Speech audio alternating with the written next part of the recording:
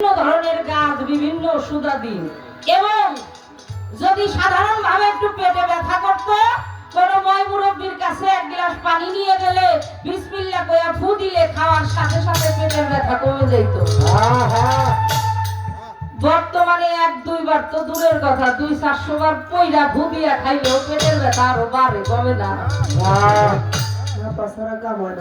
এজন্য আমি দয়ালের কাছে জানবো, বিসমিল্লাহরই কি বরকত কমলো নাকি আমার কোনো দোষ, আমার কোনো অপরাধ, সমস্যাটা কি? এই বিষয়টা আমার দয়ালের কাছে আমরা আশা করছি ভালো জবাব পাবো।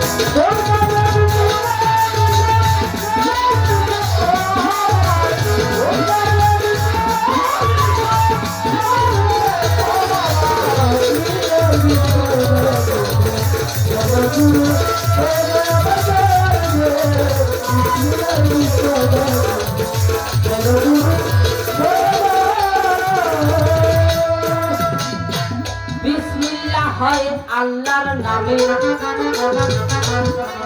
আমার আল্লাহ পরে কোন কামে। বিসমিল্লাহ হয় আল্লাহর নামে, আল্লাহ পরে কোন কামে। স্রষ্টা হইয়া ধরা ধামে, কার কাছে সাহায্য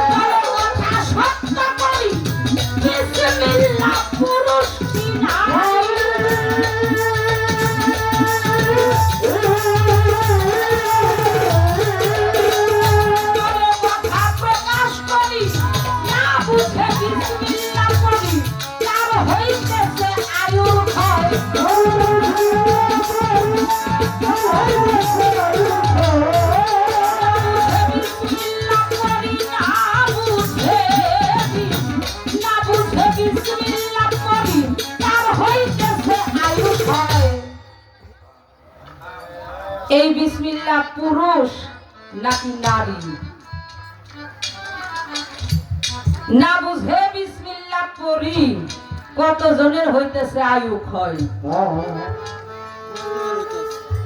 জন্ম মৃত্যু এটা আল্লাহর হাতে, কথা সত্য। তবে এর ভিতরে একটা বিষয় আছে বাবা,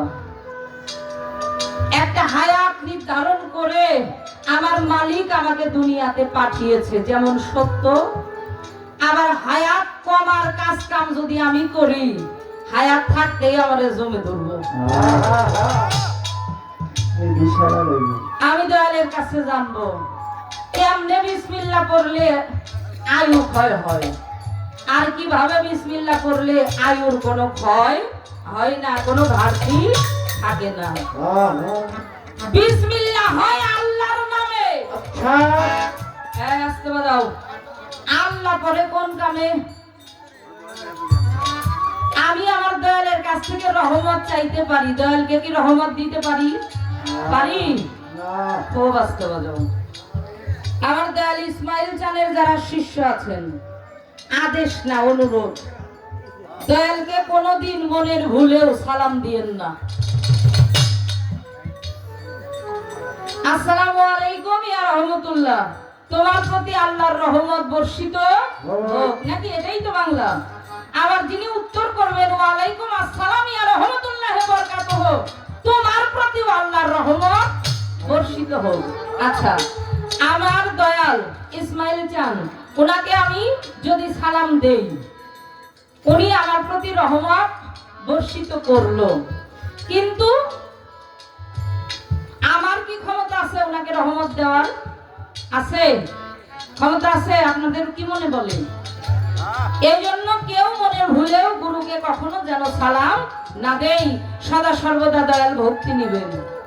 দয়াল ভক্তি আরজ, দয়াল ভক্তি চরণে, এই কথাগুলো দয়ালকে বলতে হয়। তাহলে বিসমিল্লাহ হয় আল্লাহর নামে। আমরা যে কোনো কাজ শুরু করলাম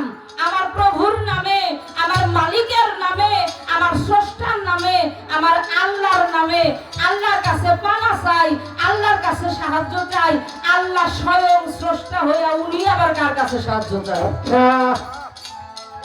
আল্লাহ নিজেও যে বিসমিল্লাহ পড়ে, বিসমিল্লাহ যে তিনি পড়লেন কার কাছে সাহায্য চাইলেন? বিষয়টা কি? আল্লাহরও কি আল্লাহ আছে কিনা? যেমন আমার গুরু, তার গুরু আছে যিনি আমার দাদা গুরু, তো আল্লাহর কোন গুরু আছে নাকি যার নামের উপরে উনি বিসমিল্লাহ পড়ে? আচ্ছা, বিষয়টা কি আমার দয়াল সুন্দর ভাবে একটু বলুন।